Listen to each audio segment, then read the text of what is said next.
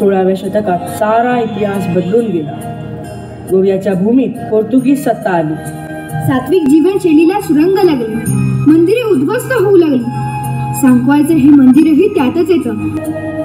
पोर्तुगीज धर्मांतराच्या लाटेत हे मंदिर तोडलं गेलं. तिथला पवित्र गाभाराही नाहीसा झाला. पण देवत्व केवळ इमारतीत नसतं, ते असतं श्रद्धेत. भक्तांनी देवीची मूर्ती गुप्तपणे वाचवली. ती रात्रीच्या अंधारात जंगलांच्या वाटांनी दूर घेऊन गेली पोंडा तालुक्यातील केरी गावात. केरीमध्ये देवीचं पुनर्स्थापन झालं. आता ती केरीची झाली. पण ओळख अजूनही तीच, सांकवाळची विजयादुर्गा.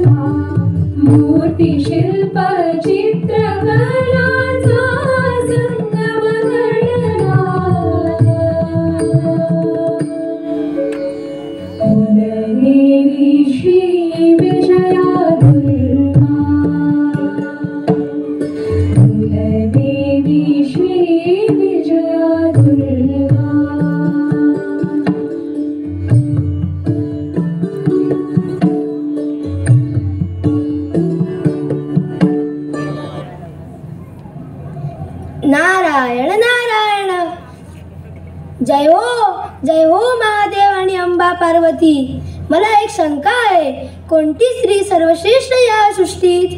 नारदा, ही सृष्टीच स्त्री शक्तीच्या आधारावर उभी आहे. जी स्त्री सहनशील, करुणामयी आणि लोकोपकारी असते तीच खऱ्या अर्थाने श्रेष्ठ. हे नारद, मी तुला एक कथा सांगते. एक वेळ अशी आली होती जेव्हा गर्वाने स्त्रीत्वाचा अपमान झाला होता.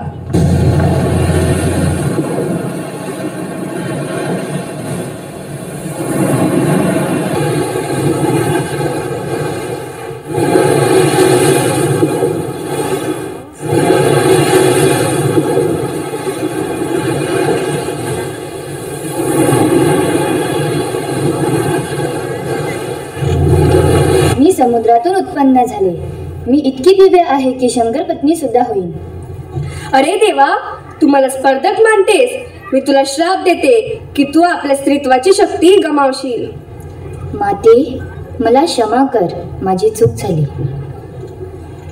ठीक आहे, तू श्रावणी नावाने ओळखली जाशील आणि भविष्यकाळात तू पुन्हा स्त्रीत्व प्राप्त करशील.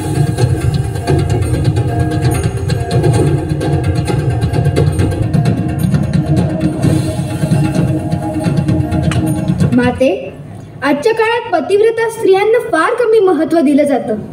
तुम्ही उदाहरण आहात सत्याचं आणि शक्तीचं. वृंदा, पतिव्रता असणं हेच मोठं तप आहे. ज्या स्त्रीने लोकेश्वराला पतिस्वरूप मानलं तीच विजय प्राप्त करते. स्त्री शक्ती म्हणजे कोमलता नव्हे, तिच्यात प्रलय आणण्याचीही ताकद आहे. आणि त्या शक्तीचा प्रकोप जेव्हा अन्यायावर होतो तेव्हा तो संहार अनिवार्य होतो.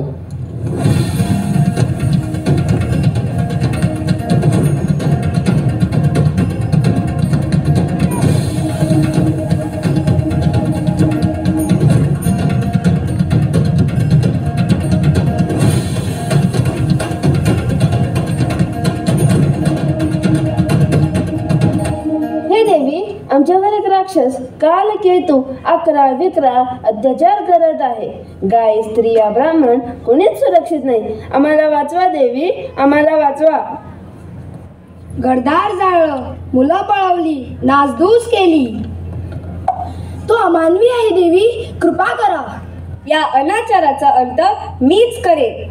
मी विजय नावाने पृथ्वीवर अवतार घेईन. गौरांगी, तुझ्या या विजयमय अवतारासाठी माझा आशीर्वाद सदैव तुझ्या बरोबर असेल.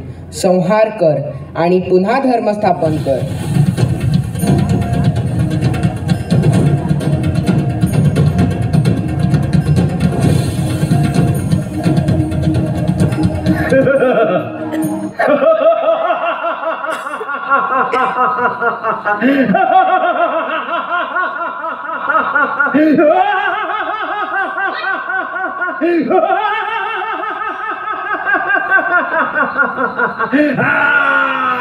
हे राक्षसा, तुझा काळ संपला.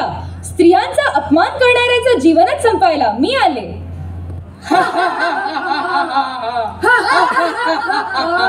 अगं देवी, तू एकटी आणि मी सैन्यासह, तू काय करशील? शक्तीचा खरा अर्थ तुला आता कळेल.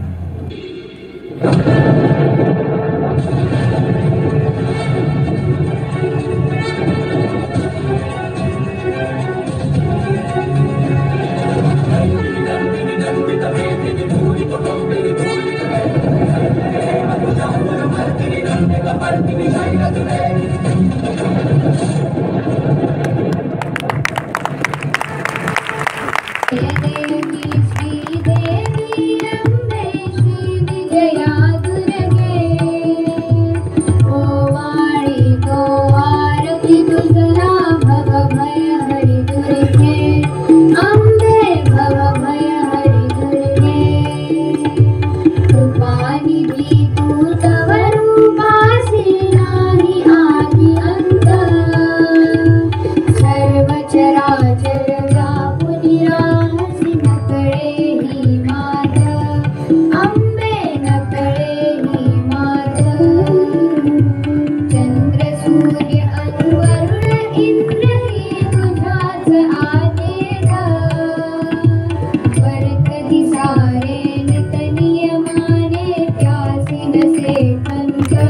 अंग